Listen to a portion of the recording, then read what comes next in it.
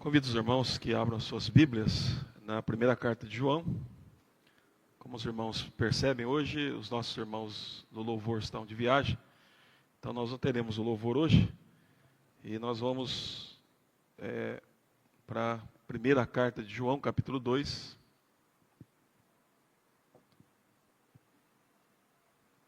Primeira carta de João, capítulo 2, versículo 1 e 2 dessa carta.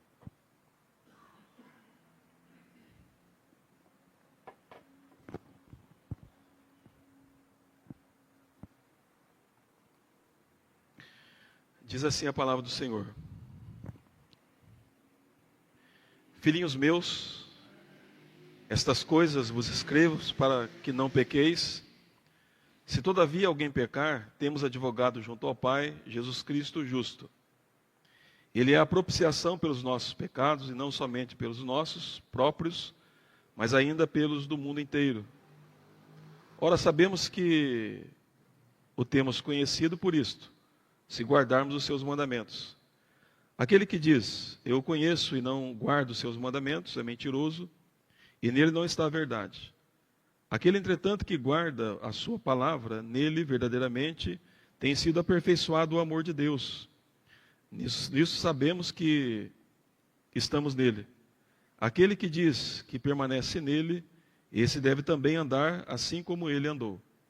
Versículo 1 e 2 diz, Filhinhos meus, estas coisas vos escrevo para que não pequeis. Se todavia alguém pecar, temos advogado junto ao Pai, Jesus Cristo, o justo. Ele é a propiciação pelos nossos pecados, e não somente pelos nossos próprios, mas ainda pelos do mundo inteiro. Que Deus assim nos abençoe e que Deus nos auxilie com o teu Santo Espírito.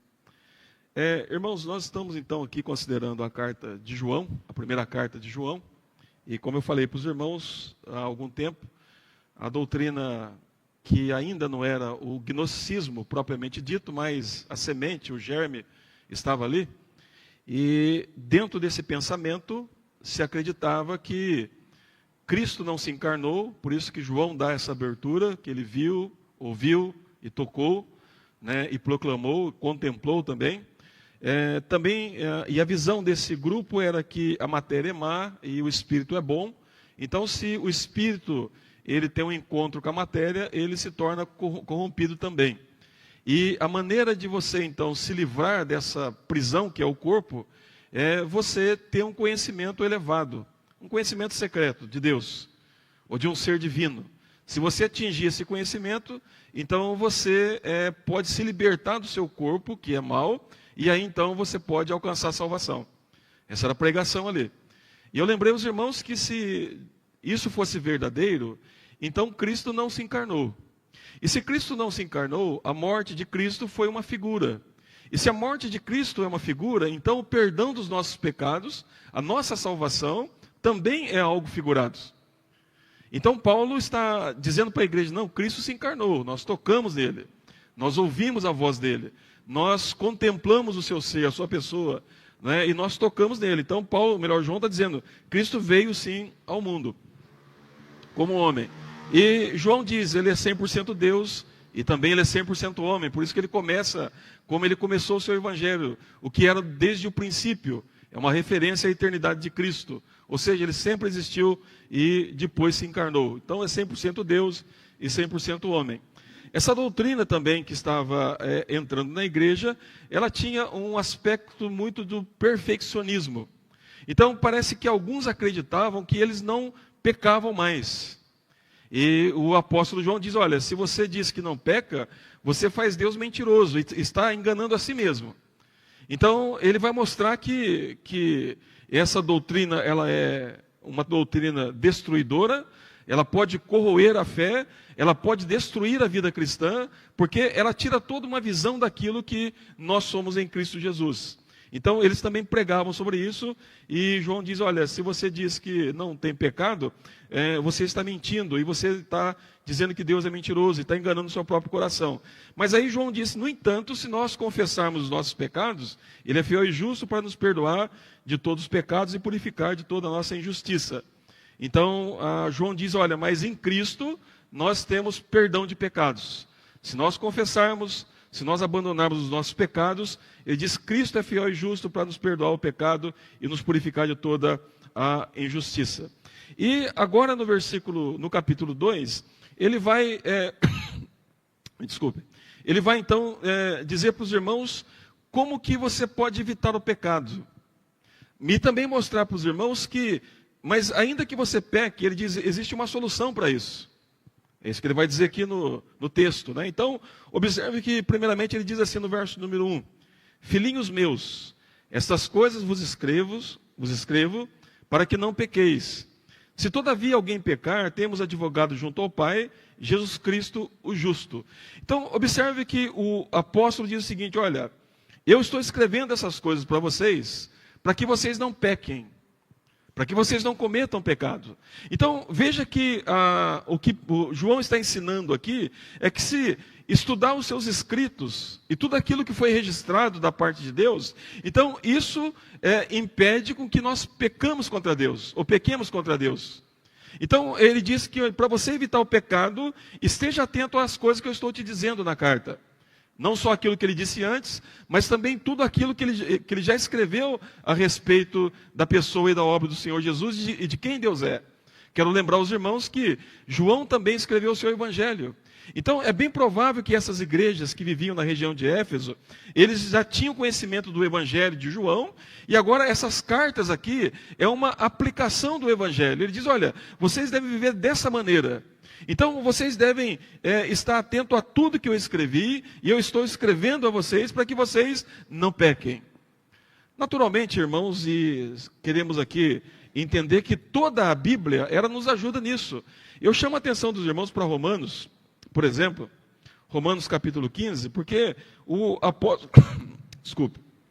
apóstolo Paulo praticamente vai dizer quase que a mesma coisa a respeito das Escrituras Sagradas.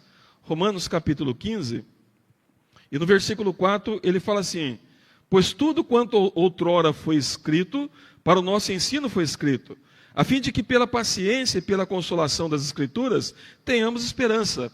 Então veja que Paulo está dizendo: olha, tudo que foi registrado nas Escrituras foi registrado para que nós tenhamos a compreensão e para o nosso ensino. Ou seja, quando você estuda o Antigo Testamento e você vê aqueles homens e mulheres ali agindo, praticando coisas, então ele diz: olha, tudo que está registrado para o nosso ensino. Por exemplo, você vai ver a história de Davi. Davi cometeu muitos erros. E o que o Espírito Santo quer nos ensinar com isso? Veja o que ele fez, não façam. E se vocês fizerem, vai acontecer a mesma coisa que aconteceu com ele. Então ele está ensinando. Ele mostra os erros dos santos do Antigo Testamento e mostrando para que a gente não pratique aquilo que eles praticaram antes. Porque as consequências serão as mesmas, os resultados serão os mesmos. Ou seja, então toda a Escritura foi dada para o nosso ensino, para que nós aprendamos, para que nós possamos nos colocar diante de Deus e evitar toda forma de pecado. E João então usa esse argumento e diz: olha, o que eu escrevi para vocês, eu escrevi para que vocês não pequem. Não pequem, não errem contra Deus.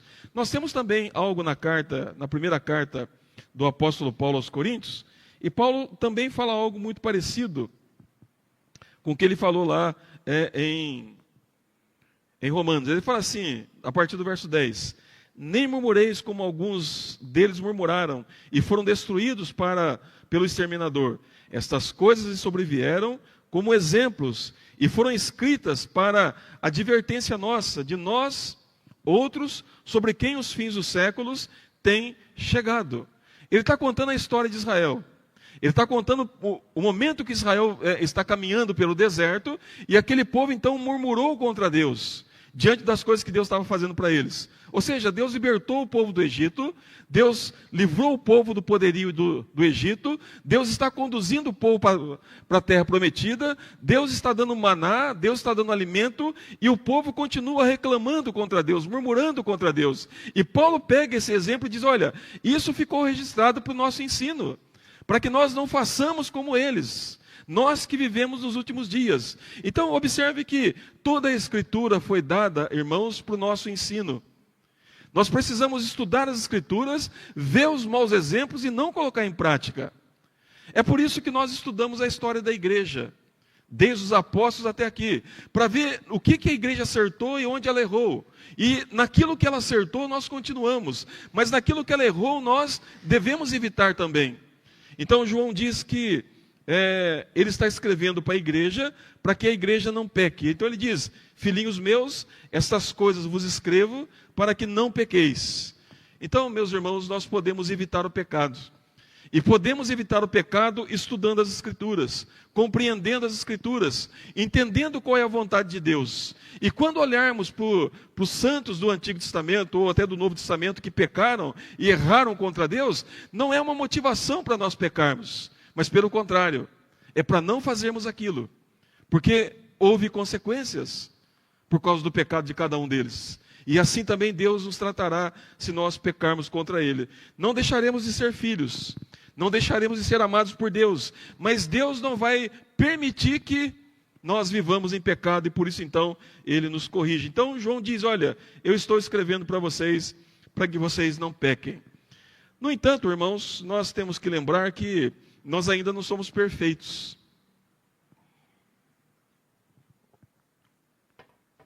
Conforme os falsos mestres estavam ensinando, que era possível alguém viver perfeitamente, né? Eram os perfeccionistas. Então, João também compreende que nós temos que evitar o pecado não pode ser algo comum na nossa vida, temos que lutar contra ele. No entanto, João também sabe que existe a possibilidade de nós errarmos. Volto novamente para o Antigo Testamento. Noé errou. Noé saiu da arca, Noé plantou uma vinha e ele se embebedou e errou. Nós temos o caso de Abraão. Abraão mentiu diversas vezes. Abraão não confiou em Deus plenamente. Então, nós temos erros de Abraão, de decisões que ele tomou, e é o pai da fé. E ali está um exemplo disso. Então, ele pecou também. Nós temos o exemplo de Isaac, que era um pai que amava mais um filho do que o outro, e a mãe de Isaac que amava mais um filho do que o outro, e havia um atrito na família por causa disso. Então, era uma família imperfeita, eles pecaram, e eram homens e mulheres santos. Nós temos o caso de Jacó, e talvez é um dos personagens que mais causa irritação em nós, porque era alguém que sempre estava trapaceando, e ainda assim Deus estava cuidando dele. No entanto, também Jacó errou. E aí você vê outros santos, como Moisés, quando ele se irou, não é, lá, ele bateu na rocha quando ele deveria falar. Temos o caso de Arão, temos o caso de Davi e de muitos santos ao longo do Antigo Testamento que também erraram. Mas a pergunta é: como que eles resolveram esse pecado? Como que eles trataram o seu pecado? Então João também sabe que a igreja deve evitar todo pecado, no entanto a igreja pode errar. Como crentes, nós podemos em algum momento cair em algum erro. E aí então João diz: se todavia alguém pecar, ele diz: temos advogado junto ao Pai, Jesus Cristo, o justo. Observe que não é comum e não deve ser um crente viver em pecados.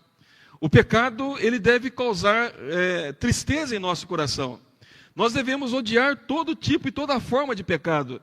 Mas pode haver um momento na vida, por questões de fraqueza ou de falta de comunhão com Deus, de nós cometermos erros. E naturalmente, o pecado ele causa alguns danos em nosso coração. Ele traz tristeza, frustração, medo, e ele traz angústia, incerteza. Então, veja o que João disse: todavia, meus amados irmãos, alguém pecar, ele diz: temos um advogado junto ao Pai, Jesus Cristo, o justo. Então, vamos entender isso aqui. João diz: olha, nós temos um advogado.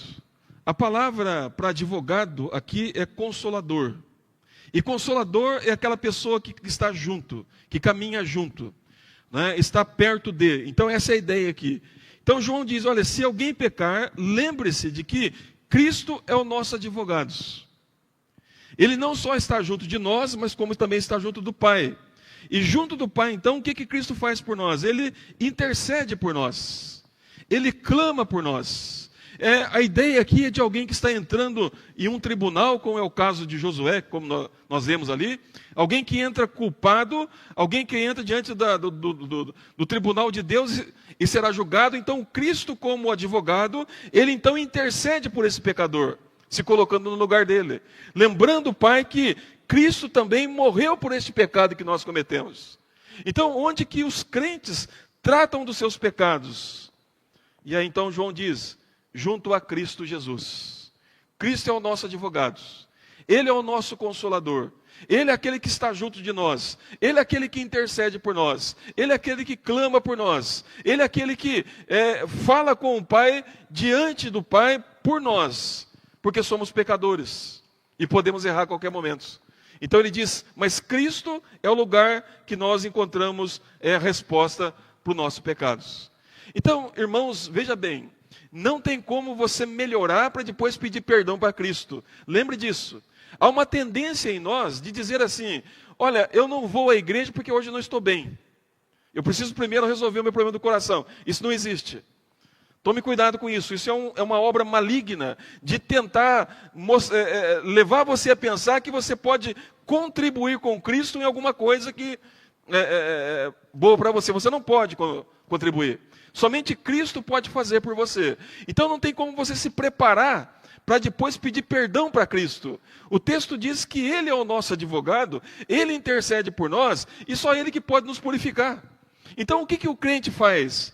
Ele confessa. Ele se volta para Cristo. Ele confessa os seus pecados. Ele clama por perdão e por misericórdia. E Cristo então intercede por nós. Porque é Ele que está junto ao Pai, é Ele que intercede por nós. E é interessante que João aqui usa os dois nomes de Cristo, porque ele diz Jesus Cristo. Jesus, conforme está lá em Mateus, é aquele que veio para salvar o seu povo dos pecados dele. E Cristo é o ungido.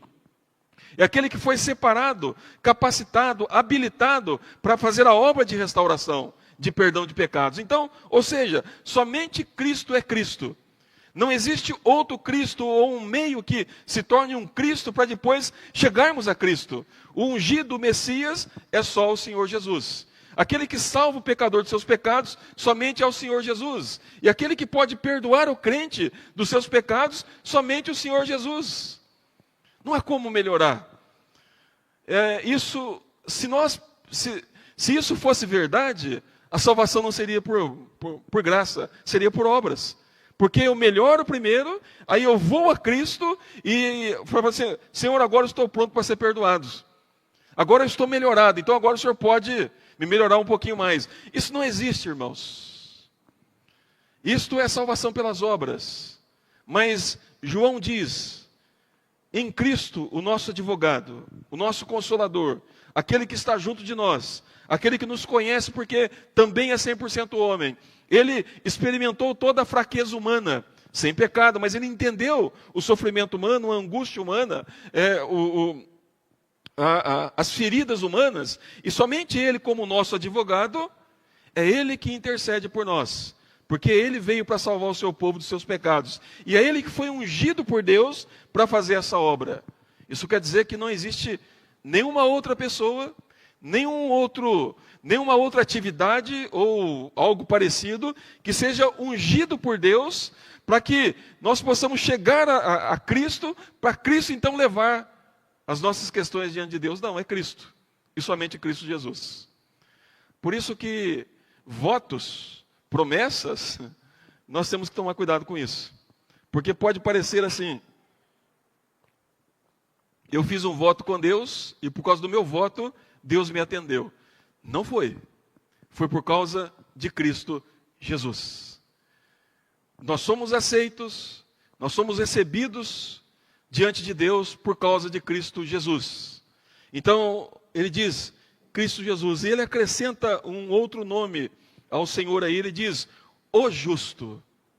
Esse o justo é porque Cristo ele é perfeito em todos os sentidos. Na sua santidade, na sua prática, em quem ele é perfeito, ele é santo, ele é puro, ele é o único que pode se colocar diante de Deus e interceder diante de Deus. Então ele diz, o justo, no caso de Jesus, é quem intercede por nós. E como Deus ouve o justo, ele há de nos perdoar quando nós suplicamos perdão por meio de Cristo Jesus. É como se Jesus dissesse, Pai, perdoa porque eu morri por ele, eu morri por ela. Os pecados que eles cometeram, eu paguei por eles, cada um deles. eu sofri toda a dor, eu sofri toda a angústia, toda a sua ira foi esgotada sobre mim em lugar deles. Então, todos os pecados deles foram pagos, então perdoe-os. E o pai ouve o filho, e o pai atende a voz do filho. E assim como ele fez com Josué, ele tira a nossa roupa imunda e coloca em nós uma roupa limpa, uma roupa alva como a neve, pura, sem pecado, sem mancha, de modo que nós nos tornamos depois aptos a estar na presença de Deus. Então, a resposta para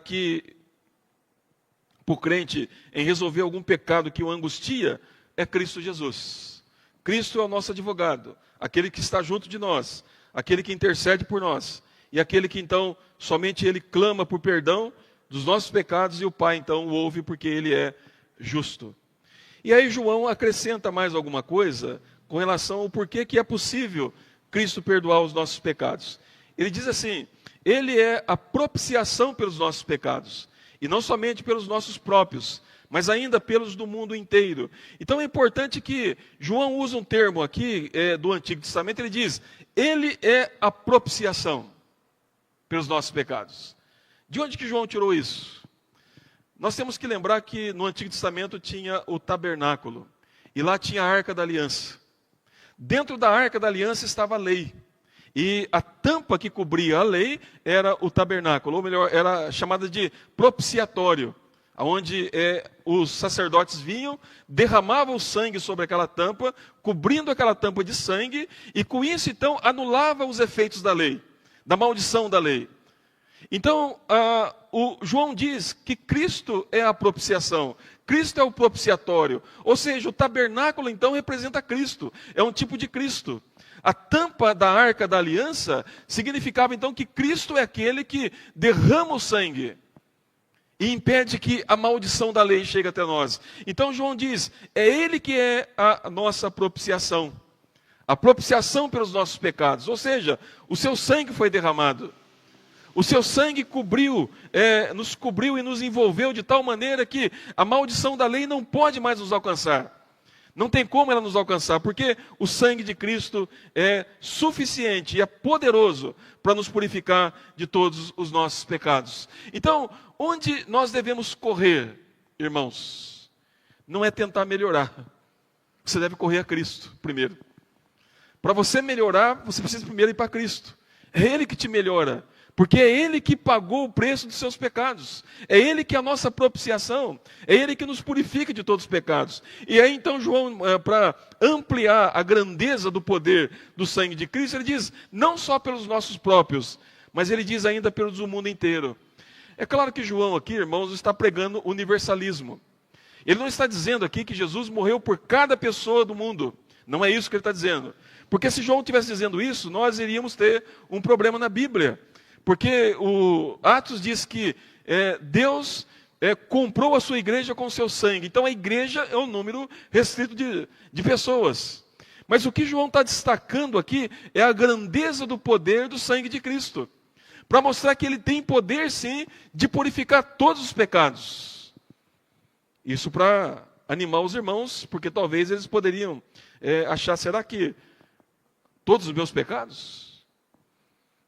Ou então, talvez só judeu pode ser perdoado, mas é possível que João está pensando, não só judeu, como também gentios e gentes de outros povos. Então ele diz que o poder do sangue de Cristo é um poder grandioso, que pode purificar todos os pecados. Temos que tomar cuidado também, porque há um pensamento no meio evangélico, e até toma esse versículo para dizer o seguinte, que o sangue que Cristo morreu para possibilitar a salvação de todo pecador. Isso é um problema, porque se isso for verdade, então tem pessoas pagando a dívida duas vezes, porque tem gente no inferno. Como que Cristo morre e paga o pecado das pessoas, e essas pessoas vão para o inferno e continuam pagando seus pecados? Então, é importante nós entendermos aqui que quando ele usa do mundo inteiro, eu creio que ele está aqui enfatizando o poder que o sangue de Cristo tem. E não dizendo, olha, morreu por cada pessoa, não. E não é que ele possibilitou. Não, de fato, o sangue de Cristo salvou pecadores, restaurou pecadores, transformou pecadores. E todos aqueles que creem são transformados por meio de Cristo Jesus. E esses que crerão são aqueles que ele escolheu antes da fundação do mundo. Então, meus amados irmãos, João diz: veja a grandeza do poder de Cristo em perdoar pecados. Ele pessoalmente é a nossa propiciação. É o sangue dele que foi derramado em nosso lugar. E por causa do sangue dele ser derramado em nosso lugar, e por causa do preço que ele pagou em nosso favor, João diz: nós encontramos perdão. Nós encontramos misericórdia. Nós encontramos graça. Porque o sangue de Cristo é poderoso para propiciar, para nos purificar, para perdoar, para aniquilar definitivamente todos os nossos pecados. Então, meus amados irmãos, observe que João está preocupado com a saúde da igreja. Ele quer que a igreja seja vibrante, que a igreja seja encorajada, fortalecida, e ele quer alertar a igreja a respeito dos falsos mestres. Ele diz: olha, se vocês se permitirem ser seduzidos por essas falsas doutrinas, veja o que vai acontecer. Vocês vão perder um advogado, vocês perderão uma propiciação e vocês continuarão no erro. Porque naturalmente, se aceitasse a doutrina, iriam abandonar as escrituras. Mas ele diz: estas coisas eu vos escrevo para que não pequeis. Mas se pecar, nós temos um advogado, que é a nossa propiciação, que é Cristo Jesus, que nos purifica de todo o pecado. Então, meus amados irmãos, quero aqui fazer algumas aplicações que acredito ser importante, que João também faz para a igreja da qual ele escreve. Então, lembre-se disso. O salmista, ele diz assim: guardei a tua palavra no meu coração para não pecar contra ti. Então, como que nós evitamos o pecado? Guardando a palavra de Deus em nosso coração. E é isso que João está ensinando. Essas coisas eu tenho transmitido para vocês, eu escrevi para vocês, para que vocês não pequem. Então, irmãos, olhemos para a Bíblia. Estudemos os personagens bíblicos. E quero lembrar aos irmãos que nem todos os personagens bíblicos são bons exemplos. Nem todos. São crentes, foram salvos e remidos pelo sangue de Cristo, mas não é tudo que eles fizeram que eles se tornaram exemplos. Por isso que a gente estuda alguma coisa e a gente fica: nossa, mas eram crentes? Até um tempo atrás alguém me perguntou: pastor, mas viu, como é que a gente resolve isso? Ele era um homem crente, mas casou com um monte de mulher. É o caso de Salomão, né? Falei, pagou um preço. E um preço alto por isso. Mas é importante, irmãos, que nós devemos, então, estudar as Escrituras. Porque ela vai nos ajudar a não pecar. Ela vai mostrar as nossas falhas, os nossos erros. E isso vai nos ajudar a nos fortalecer em Cristo Jesus. Então, estude a Bíblia. Estude a história bíblica para que você... e guarde a Bíblia no seu coração, para que você não peque. Para que você não transgrida a lei do Senhor. Guarde a palavra no coração. Porque na medida que você guardar a palavra no coração, você evitará o pecado. No entanto, nós ainda não fomos glorificados. Nós ainda não somos perfeitos. E não podemos pensar no perfeccionismo. E temos que pensar mais uma coisa: não podemos fazer nada para nos auto-perdoar. Somente em Cristo. Então, se no entanto você pecar, não fique trancado no quarto. E não fique ali se auto-piedando. Ou então, e agora? O que vai ser de mim? Vai cair um raio ou alguma coisa? Você deve ir a Cristo e você deve pedir perdão pelos seus pecados. Reconhecer que Ele é o seu advogado. É Ele que intercede por você. É Ele que pagou o preço dos seus pecados. Então você deve abandonar os seus pecados e se voltar para Cristo, entendendo que é nele que nós encontramos consolo. É por isso que ele vai dizer: vinde a mim todos que estáis cansados e sobrecarregados, porque eu vos aliviarei. Tomai sobre vós o meu jugo e aprendei de mim, porque achareis descanso para a vossa alma. O meu jugo é suave e o meu fardo é leve. Jugo e fardo é a palavra, é o ensinamento de Cristo. Então ele diz: tomem isso. E é interessante que ele usa a palavra canga ali para dizer que ele se coloca na canga e nós somos colocados juntamente com ele. E é ele que vai conduzindo tudo. Os irmãos devem, talvez aqui, se lembrar do carro de boi. Né? Na minha época tinha isso, acho que apenas os nossos filhos que não lembram disso, né? Mas havia o carro de boi. E tinha um boi que era o boi principal. Ele era colocado ali para conduzir o outro que estava do lado e o restante que vinha. Né? E é interessante que Jesus usa uma figura semelhante a esse. Ou seja, ele está ali na canga e nós também. E é ele que vai nos conduzindo. E na medida que ele faz isso, nós encontramos descanso para a nossa alma. Para a nossa alma. Então, Cristo é o nosso advogado. E lembre disso, que foi por meio do sangue dele que os seus pecados foram pagos, purificados e perdoados.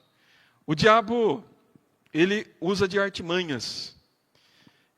O crente entra diante de Deus, confessa os seus pecados, mas saindo dali, o diabo pode dizer assim para você, viu? Quem que você acha que é?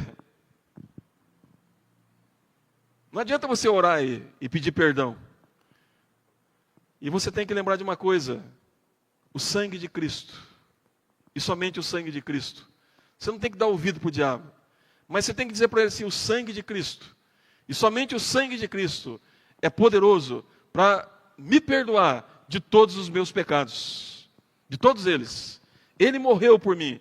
Ele pagou o preço em meu lugar. Ele sofreu o meu castigo. Ele suportou a minha maldição.